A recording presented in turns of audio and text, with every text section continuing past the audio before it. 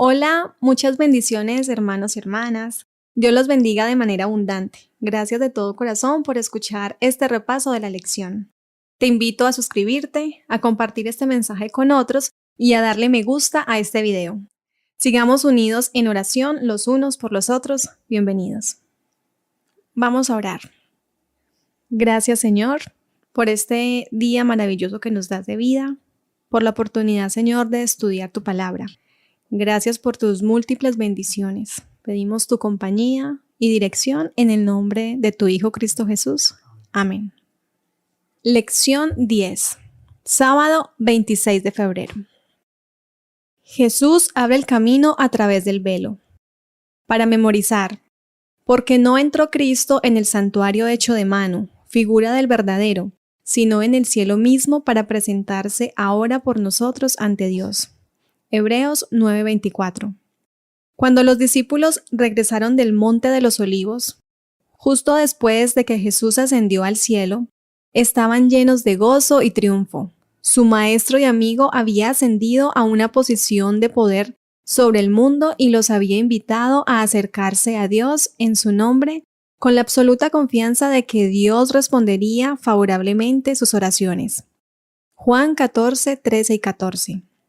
Aunque seguían en el mundo, atacados por las fuerzas del mal, su esperanza era firme. Sabían que Jesús había ascendido para prepararles un lugar. Juan 14:1 al 3. Sabían que Jesús era el capitán de su salvación y que había abierto un camino a la patria celestial mediante su sangre. La ascensión de Jesús al cielo es fundamental para la teología de Hebreos. Marca el comienzo del reinado de Jesús y el comienzo de su ministerio sumo sacerdotal en nuestro favor. Finalmente, lo más importante es que la ascensión de Jesús marca el momento en que se estableció el nuevo pacto, que brinda los medios necesarios para poder acercarnos a Dios con valentía mediante la fe. Es nuestro privilegio ahora acercarnos a Dios con confianza a través de Jesús y los méritos de su justicia. La matutina Reflejemos a Jesús, página 68, nos dice: nunca podremos alcanzar la perfección por nuestras propias buenas obras. El alma que contempla a Jesús por fe repudia su propia justicia. Se da cuenta de que es incompleta, de que su arrepentimiento es insuficiente. Su mayor fe es debilidad. Su sacrificio más costoso es pobre, y se arroja con humildad al pie de la cruz. Pero una voz le habla desde los oráculos de la palabra de Dios. Con asombro oye este mensaje: vosotros estáis completos en él. Colosenses 2:10.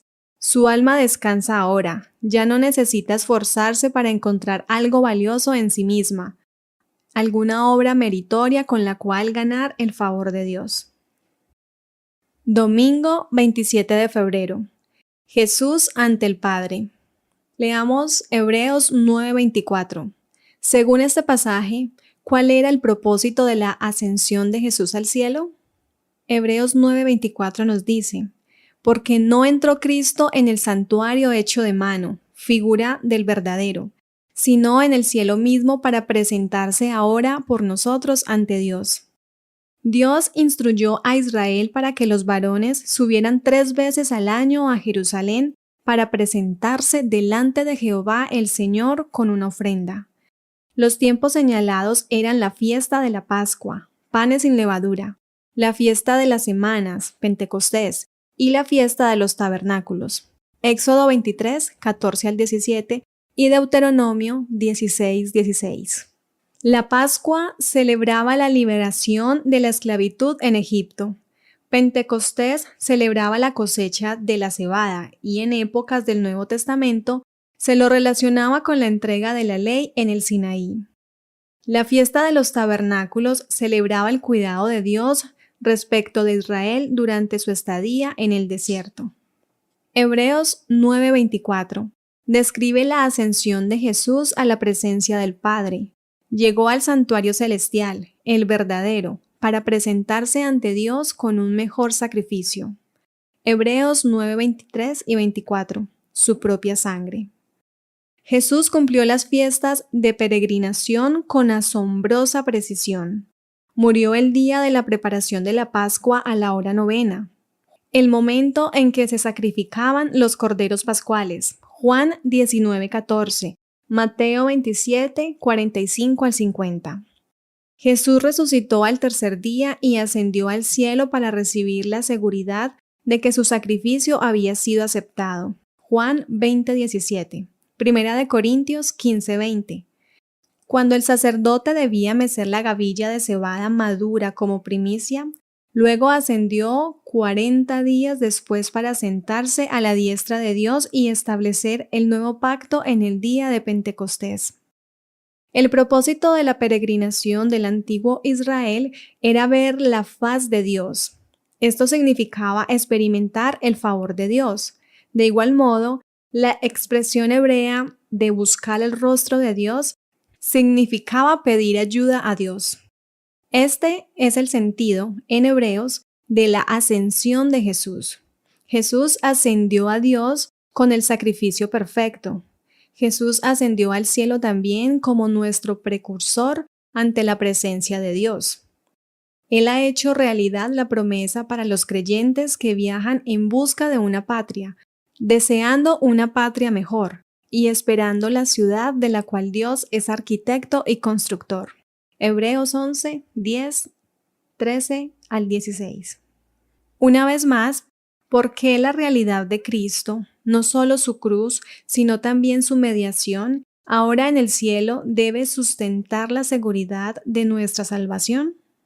El conflicto de los siglos, página 396, nos dice: estos símbolos se cumplieron no solo en cuanto al acontecimiento, sino también en cuanto al tiempo.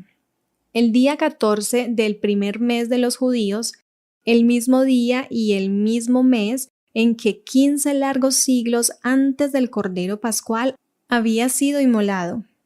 Cristo, después de haber comido la Pascua con sus discípulos, estableció la institución que debía conmemorar su propia muerte como Cordero de Dios, que quita el pecado del mundo. En aquella misma noche fue aprehendido por manos impías, para ser crucificado e inmolado. Y como antitipo de la gavilla mecida, nuestro Señor fue resucitado de entre los muertos al tercer día, primicia de los que durmieron, cual ejemplo de todos los justos. Lunes 28 de febrero. La invitación de Dios. Leamos Hebreos 12, 18 al 21. ¿Cuál fue la experiencia de Israel en el monte Sinaí? Hebreos 12, 18 al 21 nos dice: porque no os habéis acercado al monte que se podía palpar, y que ardía en fuego, a la oscuridad, a las tinieblas y a la tempestad, al sonido de la trompeta y a la voz que hablaba, la cual los que la oyeron rogaron que no se les hablase más, porque no podían soportar lo que se ordenaba. Si aún una bestia tocare el monte, será apedreada o pasada con dardo. Y tan terrible era lo que se veía que Moisés dijo: estoy espantado y temblando. Cuando Dios llamó a Israel a salir de Egipto, su plan era crear una relación personal e íntima con ellos. Él dijo: vosotros visteis lo que hice a los egipcios, y cómo os tomé sobre alas de águilas, y os he traído a mí. Éxodo 19, 3 y 4. Así, a través de Moisés, Dios dio las instrucciones necesarias con el fin de preparar al pueblo para encontrarse con él. El pueblo primeramente necesitaba consagrarse. Éxodo 19, 10 al 15. Quienes ascendieran sin preparación morirían. Sin embargo, una vez que el pueblo se preparó durante 2 días, entonces, cuando sonara largamente la bocina, al tercer día, Dios instruyó al pueblo: subirán al monte. Quería que tuvieran la experiencia que Moisés y los dirigentes del pueblo tendrían cuando subieran al monte y vieran a Dios, y comieran y bebieran en su presencia. Más adelante, el pueblo reconoció que había visto la gloria de Dios y que era posible que Dios hablara al hombre, y éste aún viva. Deuteronomio 5:24. Pero cuando llegó el momento, les faltó fe. Moisés explicó años más tarde: vosotros tuvisteis temor del fuego y no subisteis al monte.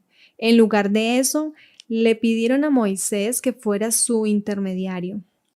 Deuteronomio 5, 25 al 27. Comparar con Éxodo 20, 18 al 21. La manifestación de la santidad de Dios en el monte Sinaí debía enseñarle al pueblo a temer o a respetarlo.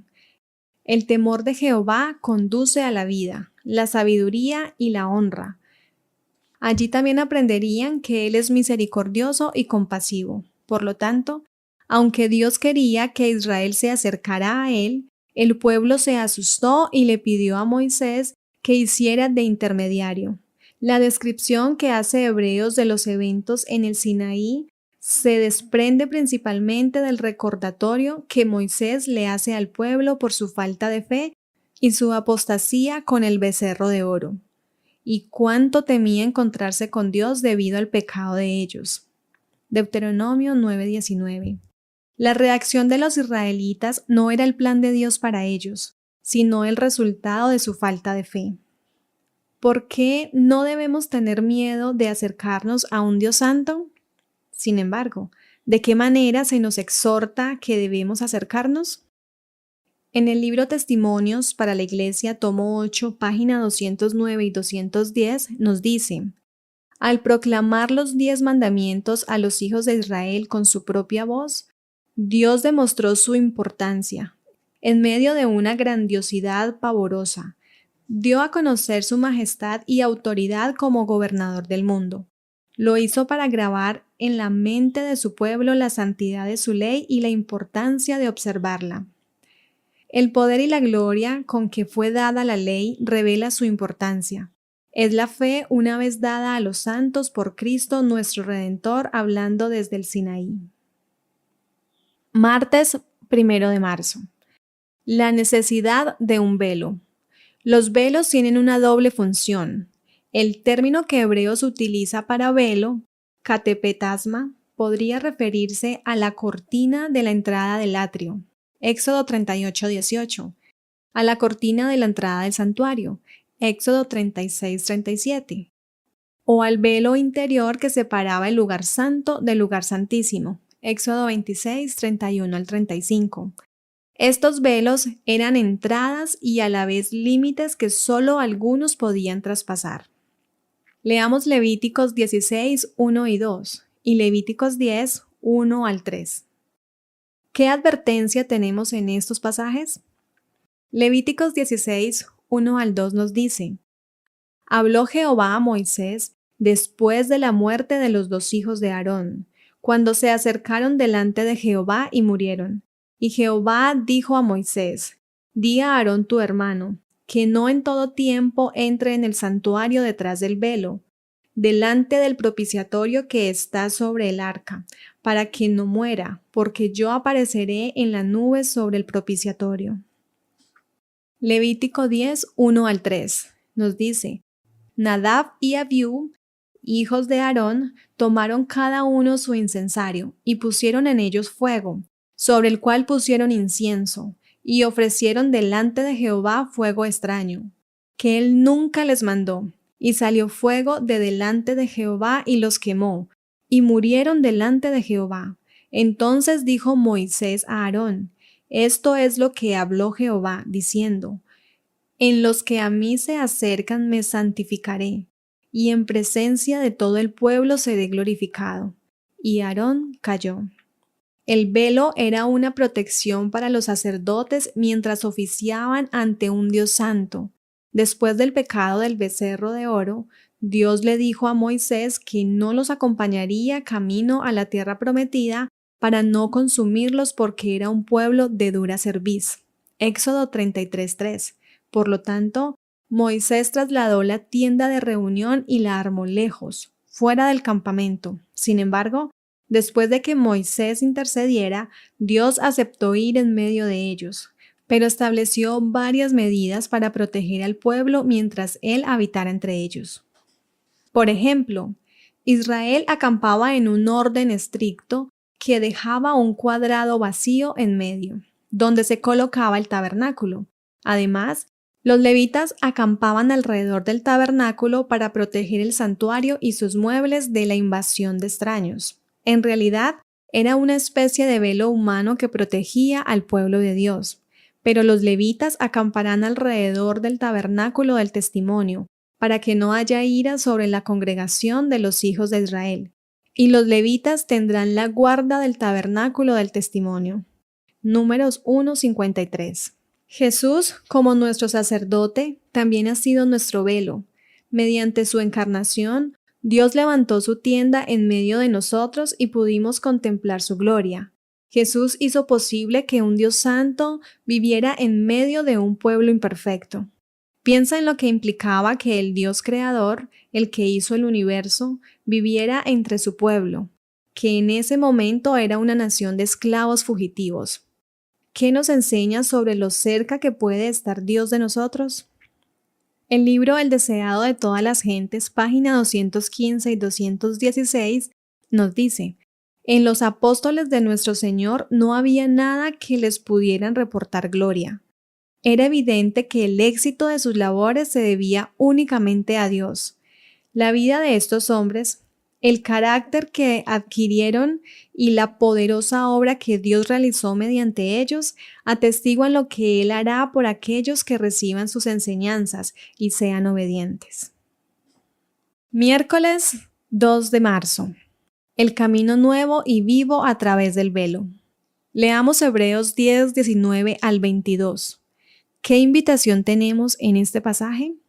Hebreos 10, 19 al 22 nos dice: así que, hermanos, teniendo libertad para entrar en el lugar santísimo por la sangre de Jesucristo, por el camino nuevo y vivo que Él nos abrió a través del velo, esto es, de su carne, y teniendo un gran sacerdote sobre la casa de Dios, acerquémonos con corazón sincero, en plena certidumbre de fe, purificados los corazones de mala conciencia, y lavados los cuerpos con agua pura. El libro de Hebreos sostiene que Jesús ha entrado en el santuario celestial y nos invita a seguir su ejemplo. Esta idea concuerda con el concepto presentado anteriormente de que Jesús es el capitán y precursor de los creyentes. El camino nuevo y vivo es el nuevo pacto que Jesús estableció con su sacrificio y su ascensión. La expresión nuevo y vivo contrasta con la descripción del antiguo pacto como viejo y anticuado. Hebreos 8:13. Es el nuevo pacto que ha provisto el perdón de los pecados y ha puesto la ley en nuestro corazón, lo que nos permite acercarnos a Dios con confianza, no por nosotros mismos, ni por cualquier cosa que hayamos hecho, sino solo por lo que Jesús ha hecho por nosotros mediante el cumplimiento de todas las obligaciones del pacto. Hebreos señala que la instauración del antiguo pacto implicaba la instauración del santuario y la consagración de los sacerdotes. El propósito del pacto era crear una relación íntima entre Dios y su pueblo. Cuando Israel aceptó esta relación, Dios inmediatamente ordenó que se construyera un santuario para que Él pudiera vivir entre ellos. El establecimiento del santuario y la presencia de Dios en medio de su pueblo fue el momento en que se consumó el pacto entre Dios e Israel. Lo mismo ocurre en el nuevo pacto. El nuevo pacto también implica la instauración del ministerio sacerdotal de Jesús en nuestro favor. La ascensión de Jesús ante Dios ha inaugurado una nueva era para el pueblo de Dios. Zacarías 3 menciona que Satanás estaba en la presencia de Dios para acusar al pueblo de Dios, representado por el sumo sacerdote Josué. Este acusador es el mismo que suscitó dudas sobre la lealtad de Job hacia Dios. Sin embargo, con el sacrificio de Jesús, Satanás ha sido arrojado del cielo. Ahora es Jesús quien intercede por nosotros y, mediante su sacrificio y su fidelidad, reclama la salvación para nosotros. ¿Qué acusaciones podría hacer Satanás contra ti delante de Dios si pudiera? Aunque es un mentiroso, ¿cuánto tendría que mentir sobre ti para procurar tu condenación? ¿Cuál es tu única esperanza? El libro Mensajes Selectos, tomo 1, página 305 nos dice: Cristo vino para dar al mundo un ejemplo de lo que podría ser la humanidad perfecta unida con la divinidad. Presentó al mundo una nueva fase de la grandeza, cuando exhibió su misericordia, compasión y amor. Dio a los hombres una nueva interpretación de Dios, como cabeza de la humanidad. Enseñó a los hombres lecciones en la ciencia del gobierno divino, por las cuales reveló la rectitud de la reconciliación de la misericordia y la justicia. Jueves 3 de marzo. Ellos verán su rostro. Leamos Hebreos 12, 22 al 24. ¿En qué sentido hemos llegado a la Jerusalén celestial ante la presencia de Dios?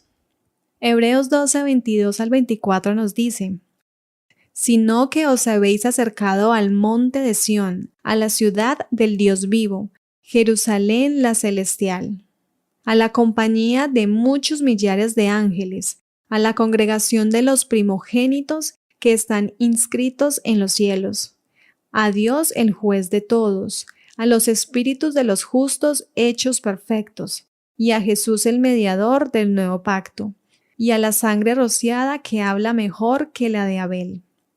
Se argumenta que los creyentes se han acercado al monte Sión, la Jerusalén celestial, mediante la fe. En este sentido, su experiencia anticipa el futuro. Por lo tanto, la Jerusalén celestial pertenece al reino de las cosas que se esperan y de lo que no se ve, pero que, sin embargo, se nos garantiza mediante la fe. Hebreos 11:1. Si bien esto es cierto, no es el significado completo de este pasaje.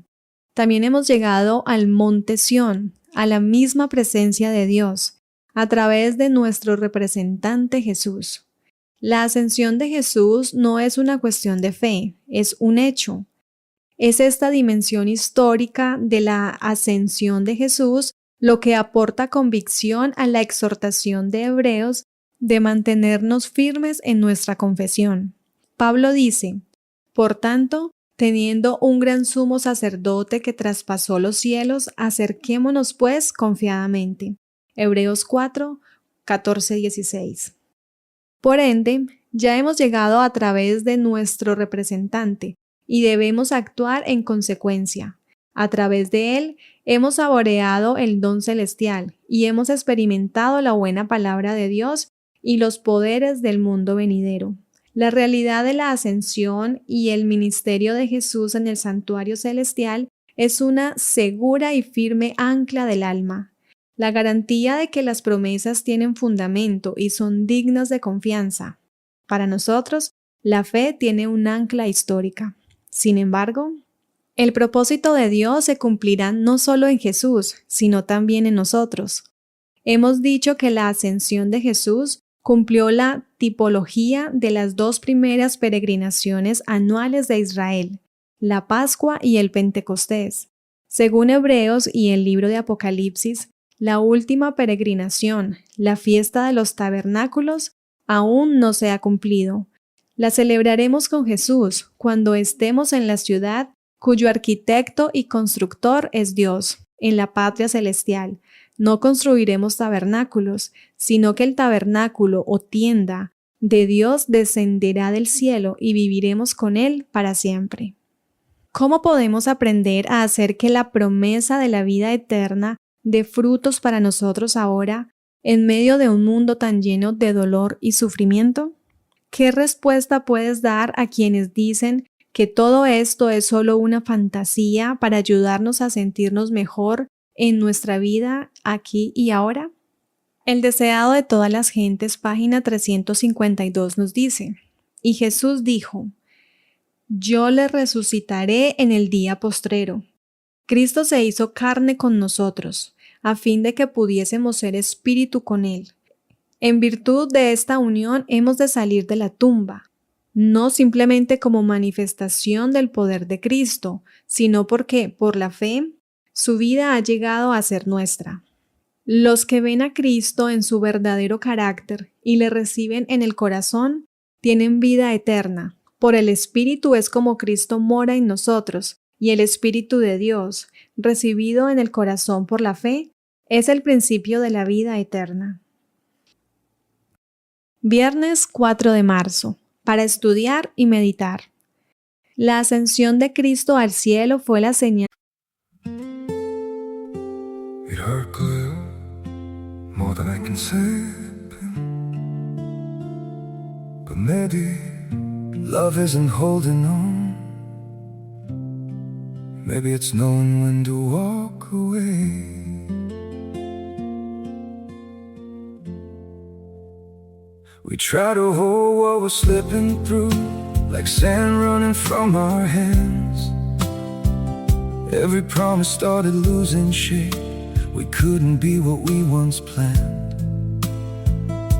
Your eyes would look right through mine, like you were already gone. We stayed too long in a fading light, trying to prove we still. It hurt good, more than I can say, but maybe love isn't holding on. Maybe it's knowing when to walk away.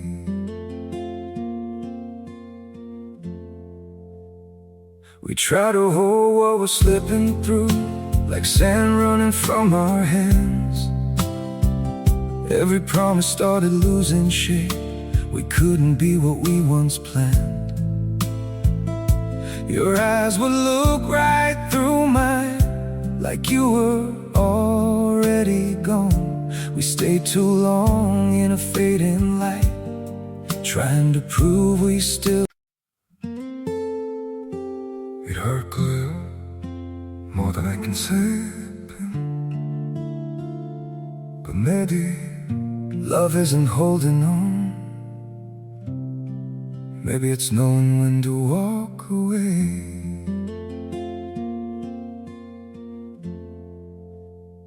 We try to hold what we're slipping through, like sand running from our hands. Every promise started losing shape. We couldn't be what we once planned. Your eyes would look right through mine, like you were already gone. We stayed too long in a fading light, trying to prove we still.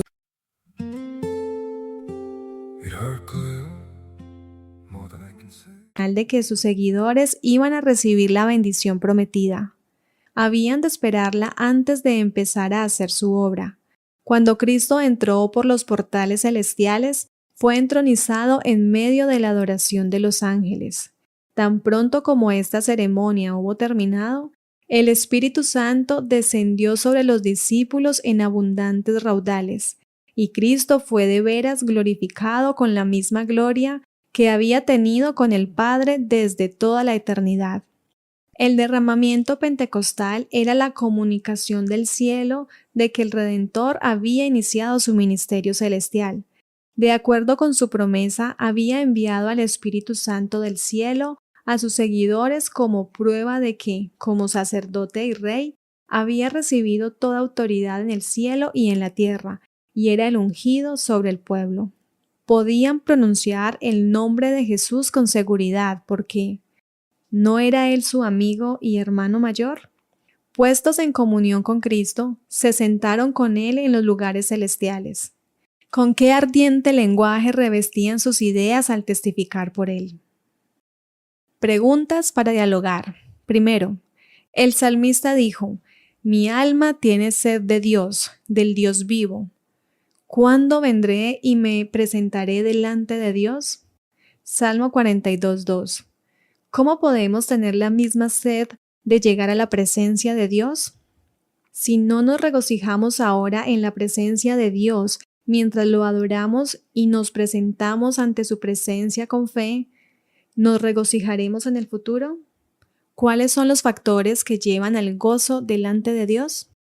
Segundo, en un libro que se burla de la fe, alguien creó un robot que supuestamente ejercía nuestra fe por nosotros. Aunque esto era una parodia, ¿Cómo podemos cuidarnos de no hacer lo que hizo Israel en el desierto, que es pedir intermediarios entre nosotros y Dios? Tendemos a permitir que otros estudien la Biblia por nosotros para encontrar las gemas de la verdad en la Biblia. Algunos pueden sentirse tentados a pensar que las oraciones de otros en su favor tienen más peso ante Dios que sus propias oraciones. ¿Por qué debemos evitar esta trampa espiritual?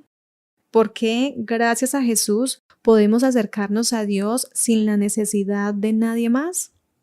Hebreos trata sobre la seguridad de la salvación. Sin embargo, ¿cómo debemos cuidarnos de no confundir presunción con seguridad? El Señor siempre es misericordioso.